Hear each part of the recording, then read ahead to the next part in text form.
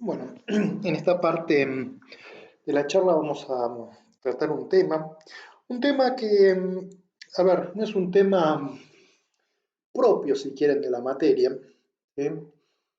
Pero sí es un tema que es importante, ¿sí? Sobre todo para cuando ustedes el día de mañana tengan que, o se encuentren con la situación en la que tengan que diseñar un sistema de tiempo discreto, que va a funcionar dentro de un microprocesador y tengan que analizar y tener en cuenta todos los requerimientos, ¿sí?, que ustedes tienen que garantizar en ese microprocesador para que el sistema se pueda implementar en forma correcta, ¿sí? Entonces, el tema de realización de sistemas LTI en tiempo discreto es, digamos, un tema bastante relevante desde el punto de vista práctico. El equivalente, ¿sí?, con respecto al caso de tiempo continuo sería por ejemplo, el caso en el que ustedes en tiempo continuo tienen que diseñar un filtro, lo diseñan y después lo tienen que implementar, ¿sí? Por ejemplo, tienen que elegir, no sé, los amplificadores operacionales a usar, los valores de los resistores, de los capacitores, la arquitectura, ¿sí?, del circuito para poder generar, digamos, la respuesta en frecuencia que están buscando, ¿sí? En tiempo discreto, obviamente, no nos tenemos que preocupar por los valores de los resistores, los valores de los capacitores, cómo va a ser la arquitectura del circuito, porque obviamente no hay circuito, pero sí nos tenemos que preocupar de otras cuestiones que tienen que ver con los requerimientos desde el punto de vista de cómputo, sobre todo, ¿sí?, que necesitamos para implementar, ¿sí?, el sistema de tiempo discreto que nosotros estamos buscando. Porque, obviamente, una de las cuestiones interesantes de los sistemas de tiempo discreto es que no nos tenemos que preocupar por el hardware, ¿sí?, pero sí nos tenemos que preocupar de que nuestro software, nuestro algoritmo que representa el sistema de tiempo discreto, esté bien acondicionado y acomodado a los recursos computacionales que nosotros tenemos disponibles para implementarlo. Entonces, la realización de sistemas de tiempo discreto es un tema análogo a lo que sería, por ejemplo, la síntesis de un circuito eléctrico, ¿sí?, que tiene que chequear una determinada respuesta en frecuencia de tiempo continuo, ¿sí? Es el caso análogo, ¿sí? Entonces, vamos a analizar, ¿sí?, un poquito, ¿sí?, esta cuestión. Este es un tema sumamente amplio, sumamente con muchas, digamos, aristas y mucho contenido, y simplemente vamos a discutir algunas ideas muy, pero muy básicas, ¿sí?, de este problema, ¿sí? Esto podría ser un curso completo, ¿sí?, de la facultad, digamos, donde solo se trate, digamos, este tema. Aquellos que después hagan las materias del área de embebidos o algún tipo de materias relacionadas con uso de DCPs o FPGA y tengan que implementar en esas materias algún tipo de algoritmo o procesamiento de tiempo discreto, bueno, van a seguramente a recordar, ¿sí?, esta pequeña clase introductoria y van a saber sobre todo, bueno, cuáles son las cosas básicas, ¿sí?, que uno le tiene que prestar atención y al mismo tiempo saber también de dónde van a poder mirar y leer, ¿sí?, algunas de las cosas extra que necesiten y que obviamente no vamos a cubrir en esta mini clase, ¿sí? Vamos a concentrarnos entonces en sistemas de tiempo discreto, ¿sí?, que se pueden escribir como transferencias racionales, ¿sí?, o cuya función transferencia sea racional, ¿sí? En el dominio del tiempo sabemos que eso implica, ¿sí?, que el sistema queda descrito por una ecuación en diferencias. ¿Por qué nos vamos a concentrar con este tipo de sistemas? Por una muy sencilla razón. Son los sistemas que se pueden implementar fácilmente, los sistemas LTI que se pueden implementar en forma relativamente simple. Por eso nos interesan tanto los sistemas en tiempo discreto descritos por ecuaciones en diferencias. Consideren un sistema LTI el cual no se puede implementar por medio de una ecuación en diferencias. ¿Cómo harían ustedes, ¿sí?, para implementar ese sistema, ¿sí?, en la práctica? O sea, implementar el sistema en la práctica me estoy refiriendo a cómo harían, dada una entrada, ¿sí?, poder calcular la salida con ese sistema. Bueno, la única forma que tienen es a través de la suma de convolución. Entonces ustedes deberían considerar para cada entrada, ¿sí?, hacer la convolución de esa entrada con la respuesta al impulso del sistema. ¿Sí? La suma de convolución implica una suma infinita, de infinitos términos en principio, ¿sí? Para cada instante de tiempo de la salida. O sea, ustedes deberían ser capaces de hacer el producto de dos señales, en principio infinitas en el tiempo, punto a punto, sumar, y eso para cada instante de tiempo de la salida. Obviamente, cuando yo se los presento de esa forma, se dan cuenta que desde el punto de vista computacional, eso es una locura. Y ese es el único camino que tienen si el sistema que están queriendo implementar no se puede describir por medio de una ecuación en diferencias. En cambio, si el sistema se puede describir por medio de una ecuación en diferencias, yo puedo implementar directamente esta expresión, ¿sí?, en mi algoritmo para poder computar, dadas las entradas, las salidas. Y lo puedo hacer, como vamos a ver en un minuto, con poca complejidad computacional y además en tiempo real sin mayores problemas. Por eso, nosotros nos interesan los sistemas descritos por ecuaciones diferenciales o lo que es lo mismo, los sistemas cuya respuesta en frecuencia o función transferencia son funciones racionales, ¿sí? Esa es la única, por lo menos la más importante razón de por qué nos restringimos a este tipo de sistemas, porque son sistemas que se pueden implementar relativamente fáciles, ¿sí? No son los únicos sistemas LTI, eso está claro, porque hay sistemas LTI que no se encuentran descritos por estructuras de este tipo. Pero los que no se encuentran descritos por estructuras de este tipo son, desde el punto de vista práctico, poco interesantes, porque implementarlos es muy costoso. En cambio, los sistemas que se pueden describir de esta forma son sistemas que, como vamos a ver, se pueden implementar relativamente simple. Pero aún así hay cuestiones, ¿sí?, que discutir, ¿sí?, con respecto a la implementación de este tipo de sistemas. Son simples o, digamos, son implementables, pero hay detalles a los que hay que prestar atención. Y la pregunta, más allá de que esto sea simple de implementar o sea implementable en la práctica, es cómo uno hace para implementar este tipo de estructuras en la forma más eficientemente posible, ¿sí? Y por supuesto que la elección, ¿sí?, de la realización, cuando hablemos de la implementación de un sistema LTI, de tiempo discreto vamos a estar hablando de la realización del sistema. La realización de ese sistema va a depender de muchos factores. Por supuesto, el modo de funcionamiento, si va a funcionar en tiempo real o en modo batch. Modo batch significa que, bueno, junto todas las entradas y una vez que las junté, las computo todas, ¿sí?, juntas, digamos, para ver cuáles son las salidas, digamos, a ese sistema. Y en tiempo real es, bueno, la entrada está ocurriendo en este instante de tiempo y a medida que ocurre voy computando, ¿sí?, en forma simultánea cómo la entrada, ¿sí?, se va generando la salida del sistema. Por supuesto, la complejidad computacional, básicamente cuántas operaciones yo tengo que invertir por unidad de tiempo para poder implementar este tipo, ¿sí?, de estructuras. Y cuando me refiero a la complejidad computacional hay un montón de cuestiones dando vuelta ahí, pero la más crítica, la más importante son el número de multiplicaciones. Fíjense que acá, ¿sí?, para poder implementar esto, necesito, ahora lo vamos a analizar con un poco más de cuidado, elementos de memoria, necesito elementos que sepan hacer sumas, pero también necesito elementos que sepan hacer multiplicaciones. De todas esas cosas, lo más costoso en general son las multiplicaciones, ¿sí? Entonces, uno tiene que saber, ¿sí?, cuántos recursos, ¿sí?, va a invertir en esas multiplicaciones y si la plataforma digital que eligió, llámese el microprocesador marca X, tiene esa capacidad, ¿sí?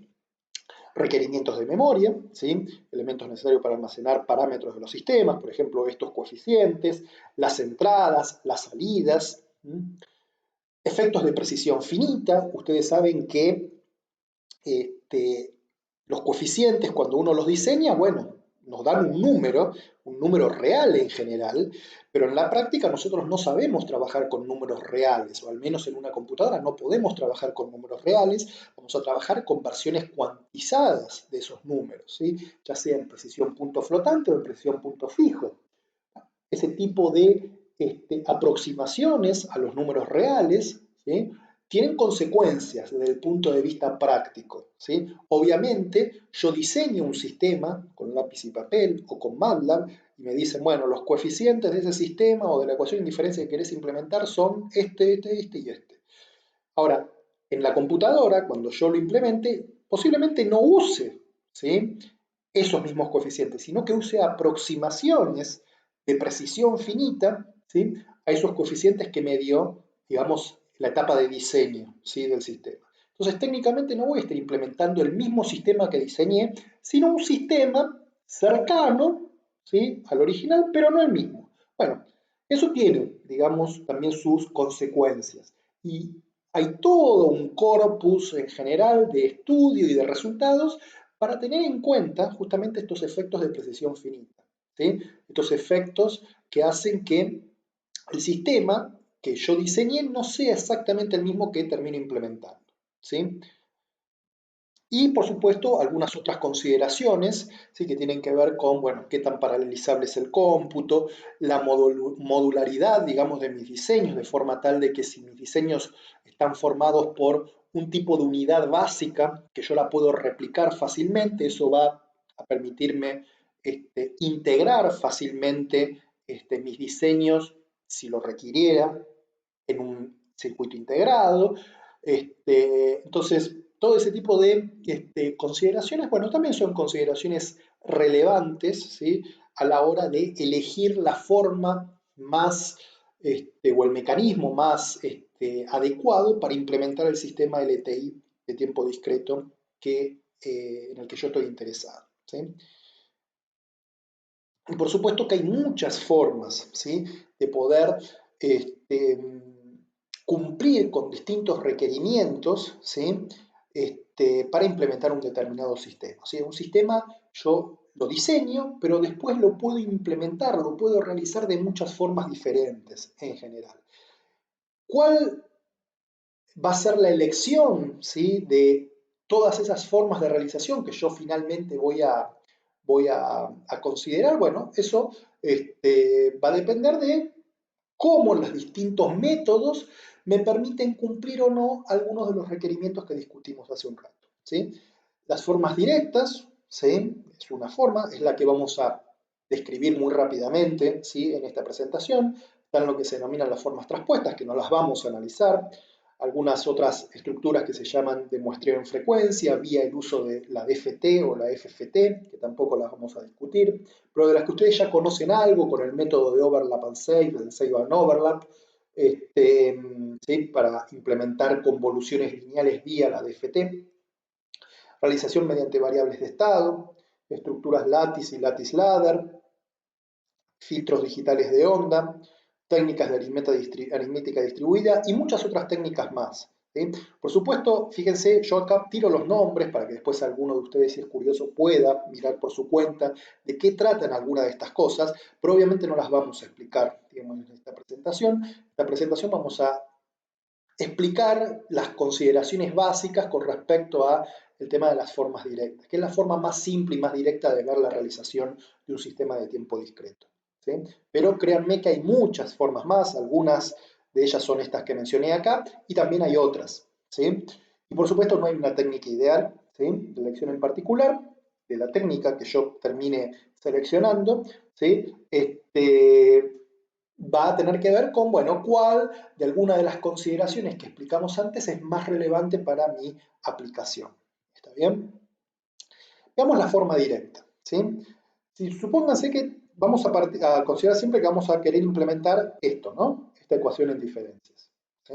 Entonces, una forma de escribir esa implementación es de esta forma. Fíjense, esta es la entrada, esta es la salida, esta es una señal intermedia.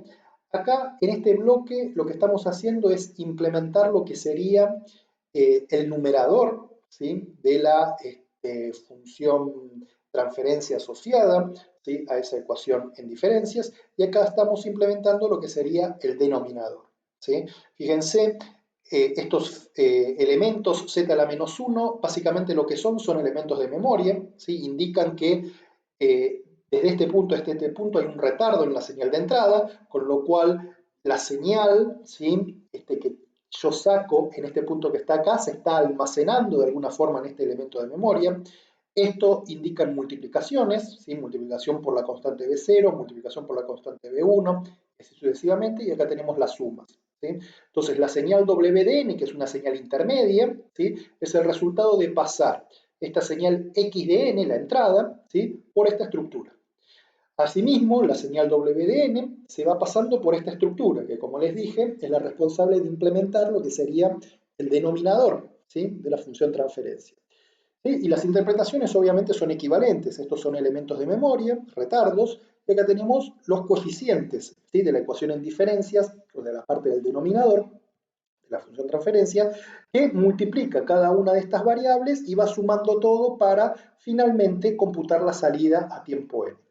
Cuando uno analiza, ¿sí?, esta arquitectura, ¿sí?, en forma, que hemos representado en forma gráfica, bueno, ve que esta estructura requiere n más m multiplicadores, porque cada uno de estos son multiplicadores, entonces acá tenemos m, y acá tenemos n multiplicadores, n más m sumadores simples, fíjense acá estamos sumando m variables, acá estamos sumando n variables, entonces aparecen todos esos sumadores.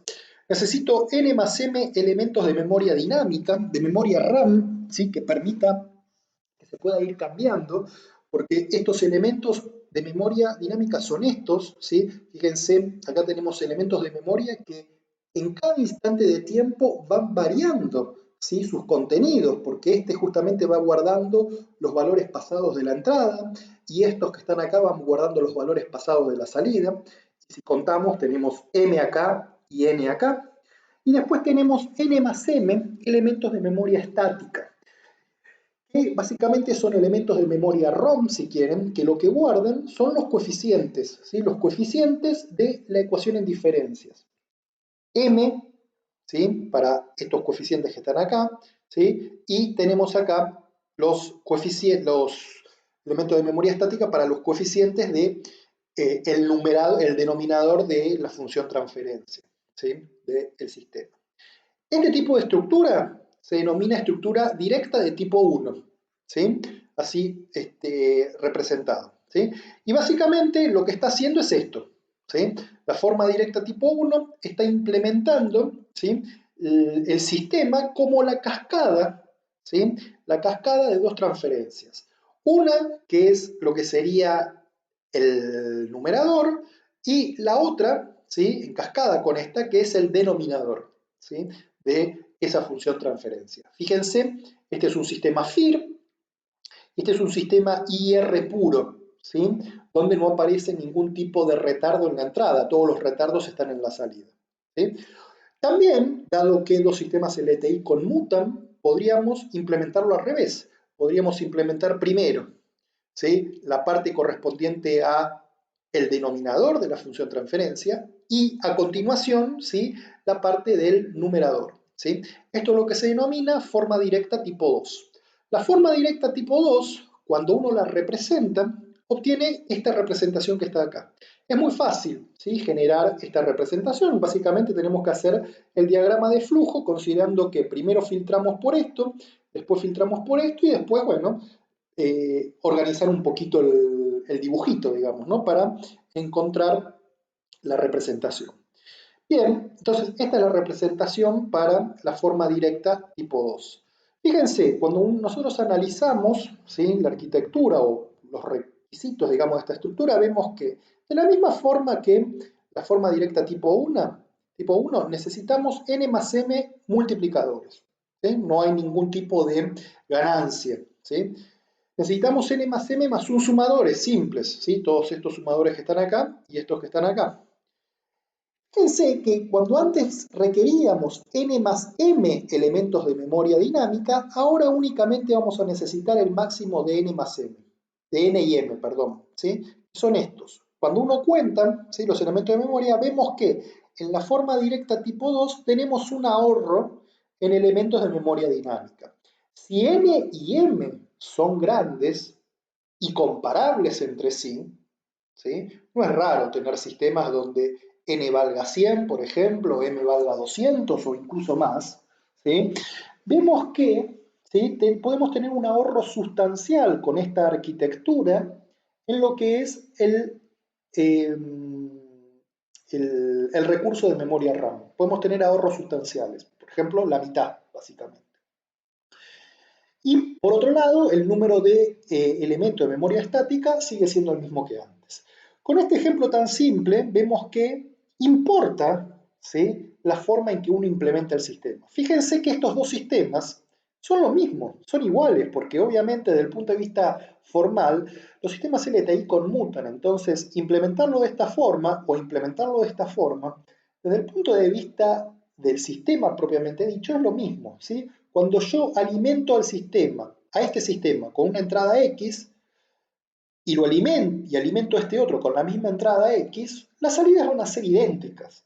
Sin embargo, desde el punto de vista práctico, ¿sí?, la complejidad, ¿sí?, o mejor dicho, los requerimientos computacionales de esta arquitectura o de esta arquitectura pueden ser diferentes, ¿sí? Entonces, este es un ejemplo muy simple donde uno ve, ¿sí?, cómo está muy bien la teoría que vemos en esta materia, pero si después uno quiere, ¿sí?, implementar las cosas que estamos analizando en esta materia, bueno, tiene que tener un poco más de cuidado y analizar las cosas con más cautela, ¿sí?, para poder estar eligiendo justamente la mejor solución desde el punto de vista computacional.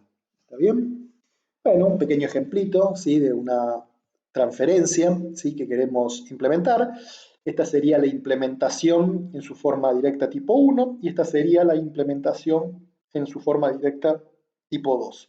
Vemos que justamente en esta implementación tenemos 3 elementos de memoria, mientras que en esta otra con solo 2, ¿sí?, elementos de memoria alcanza, ¿sí? Desde el punto de vista de los recursos necesarios, vimos claramente que las formas directas tipo 2 son más eficientes que las formas directas tipo 1, y no es el único aspecto a tener en cuenta, ¿sí?, porque también estas arquitecturas, esta o esta, se comportan en forma distinta cuando uno considera los efectos de cuantización. O sea, cuando uno considera que los coeficientes que uno implementa, por ejemplo, o que uno termina diseñando en su sistema, no van a ser exactamente los mismos que uno termina implementando. Si, por ejemplo, uno de estos coeficientes me da por diseño que tiene que ser raíz de 2, obviamente no voy a poder implementar en mi computador, en mi microprocesador, raíz de 2. Voy a tener que implementar una versión cuantizada de raíz de 2, a unos cuantos decimales, dependiendo de la precisión que me permita mi plataforma digital. Bueno, esos efectos de cuantización tienen diferentes formas de manifestarse en las formas directas tipo 1 o en las formas directas tipo 2, ¿sí?, o en cualquier otra arquitectura, ¿sí?, que yo esté seleccionando que no sean una de estas dos que estamos mirando en este momento. Bueno, esa parte no la vamos a analizar, ¿sí? Esto de nuevo es una clase introductoria, pero digo, no es lo único que tenemos que mirar, ¿sí?, la cuestión de la complejidad computacional, sino también estas otras cuestiones que tienen que ver con, por ejemplo, la precisión, ¿sí?, con la que yo dispongo para implementar estas estructuras.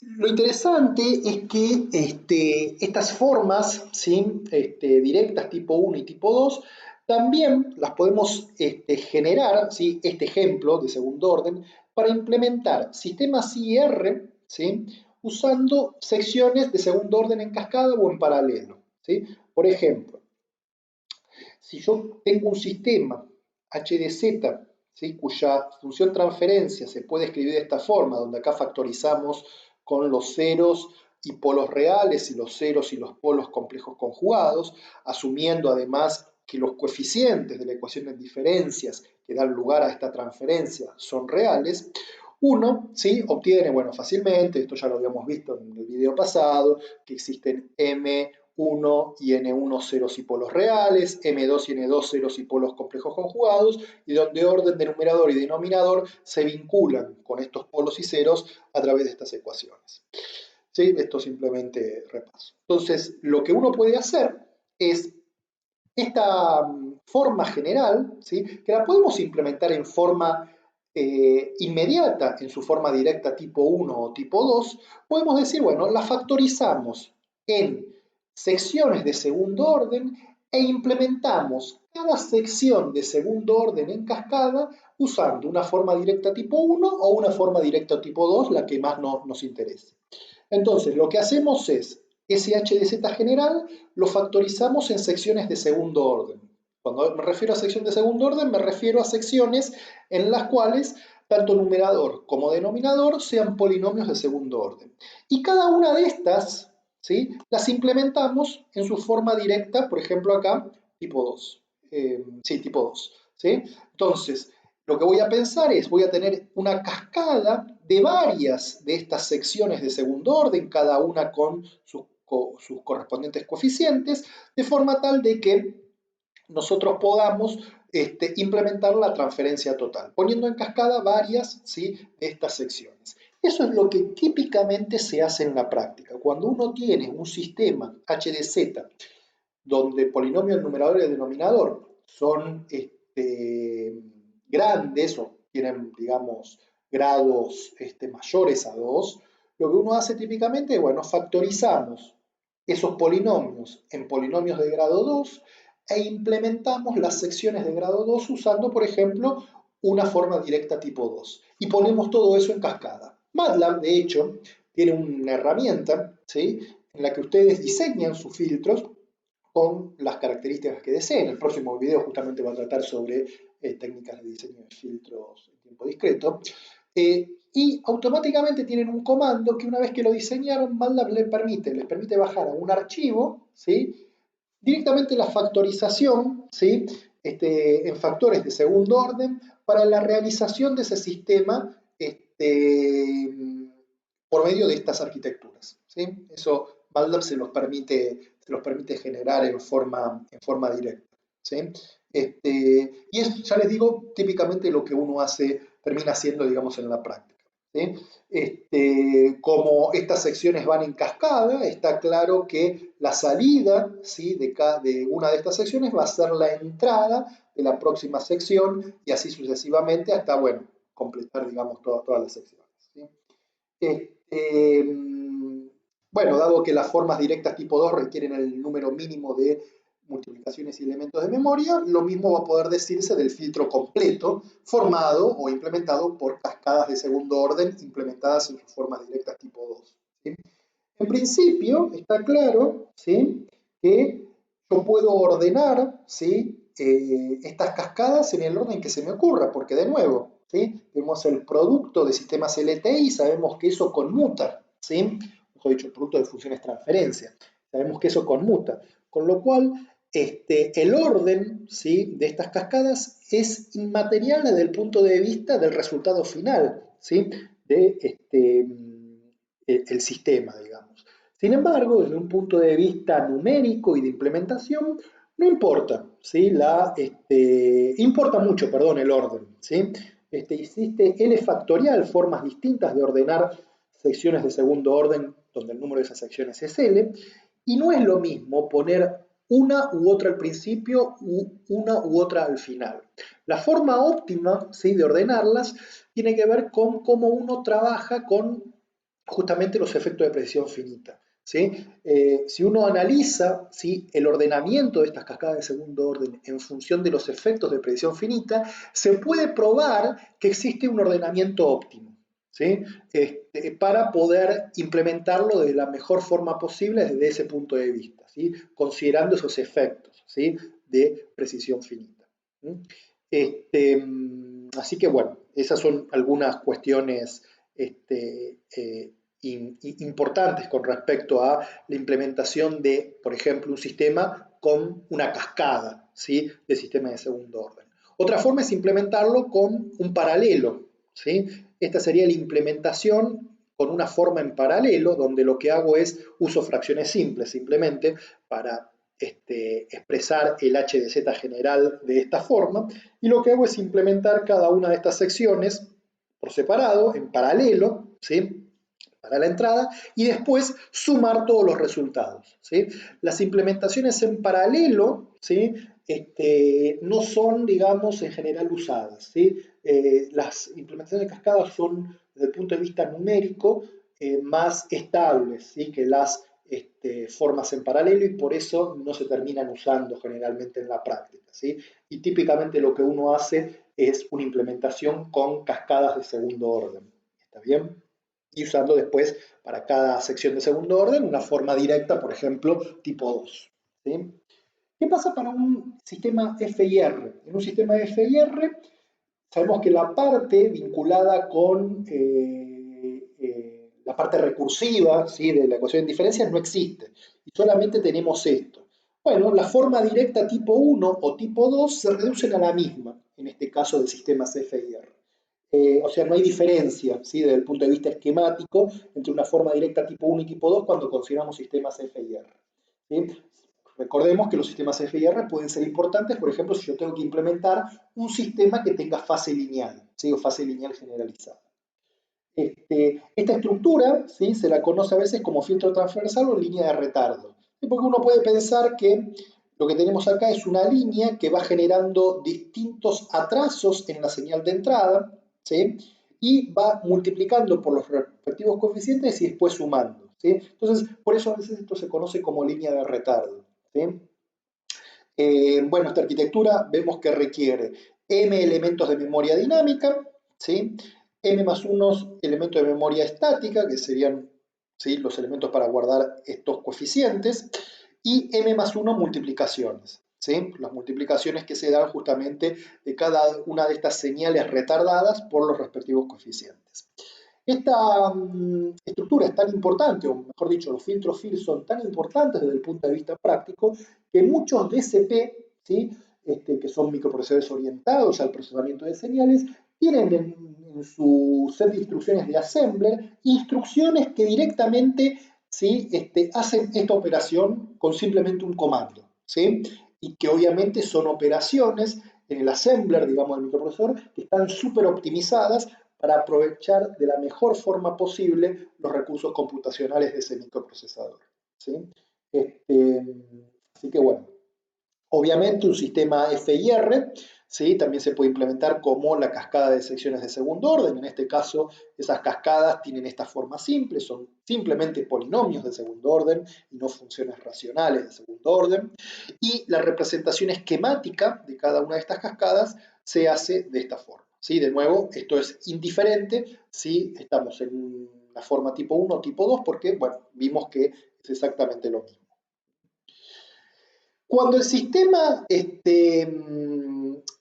estable y causal, sabemos que además si tiene que tener fase lineal generalizada, que es lo que uno muchas veces busca para justamente restringirse a sistemas FIR, ¿sí?, uno tiene puede tener estas simetrías, ¿sí?, para la respuesta al impulso, y esto determina si es un tipo 1, tipo 2, tipo 3, tipo 4, y sobre todo el M, ¿sí?, también, o sea, si es par o es impar. Por ejemplo, si M es par, ¿sí?, esta simetría la podemos explotar y graficar, ¿sí?, o representar la implementación en su forma directa tipo 1, tipo 2, de esta forma. Fíjense que al representarlo de esta forma, ¿qué nos ahorramos? Nos ahorramos la mitad de las multiplicaciones, ¿sí?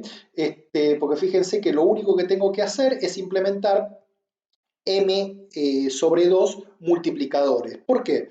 Porque sabemos que tenemos esta simetría en los coeficientes de multiplicación y entonces, bueno, aprovechamos la simetría para únicamente, ¿sí?, únicamente implementar m sobre 2 multiplicadores y reordenar, digamos, el flujo de los datos para justamente aprovechar esa mitad de multiplicadores, ¿sí?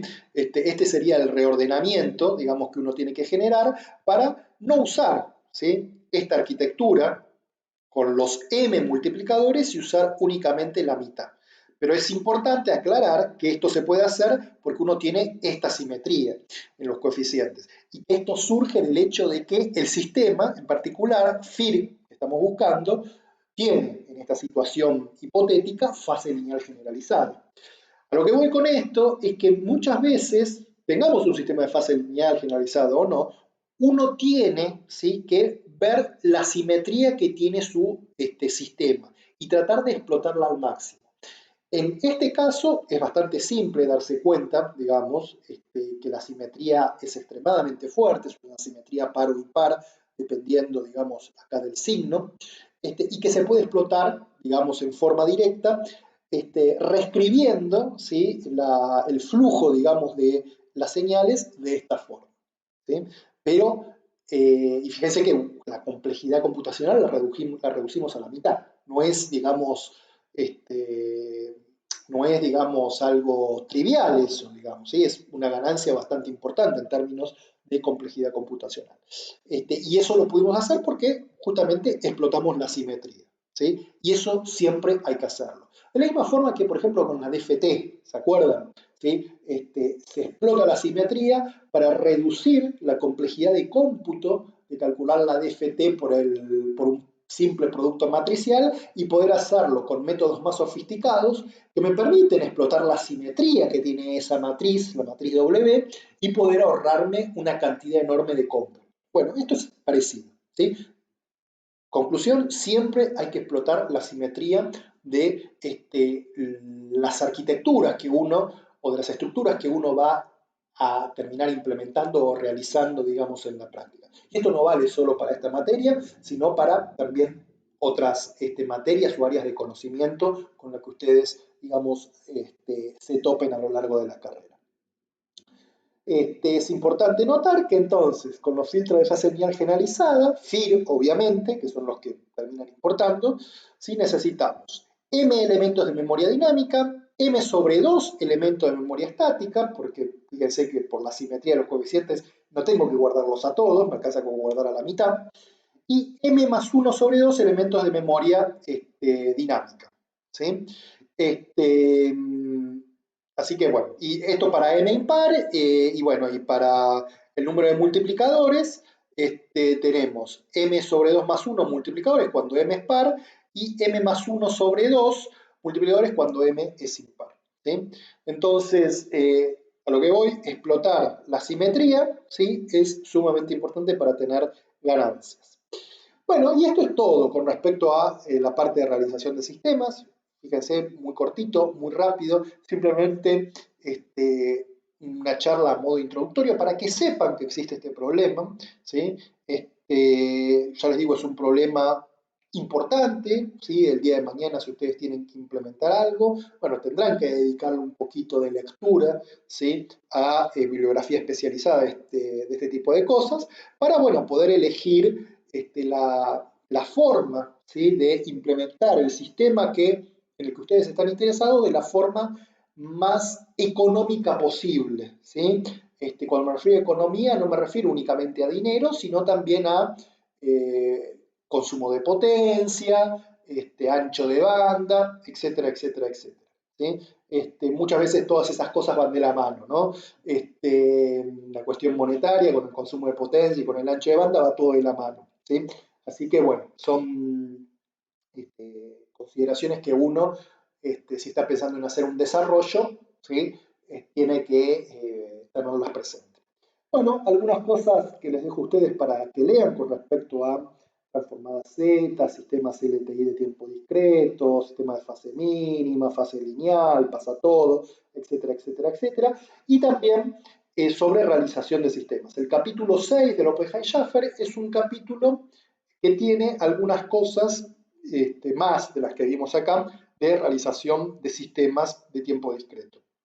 Es un capítulo también introductorio, pero van a tener un poquito más de información para aquellos que estén interesados en mirar esa cuestión. Y por supuesto, después hay libros enteros dedicados únicamente, ¿sí? A la cuestión de implementación, ¿sí? De sistemas de tiempo discreto, ¿sí? Pero bueno, ¿sí? Si alguno tiene alguna curiosidad y quiere mirar algún libro avanzado de implementación del sistema de tiempo discreto, me escribe, digamos, y yo le paso alguna bibliografía. ¿Sí? Hay mucha bibliografía interesante de implementación de sistemas LTI en tiempo discreto usando FPGAs. ¿Sí? Así que bueno, el que quiere interesado me escribe y le paso la bibliografía. Y bueno, y algunos ejercicios para que se diviertan. Bueno, esto es todo con respecto al tema de transformada Z. Próximo video y último, ¿sí? De esta materia va a ser el tema de una introducción, ¿sí? Al tema de diseños de filtros de tiempo discreto. Bueno, hasta la próxima.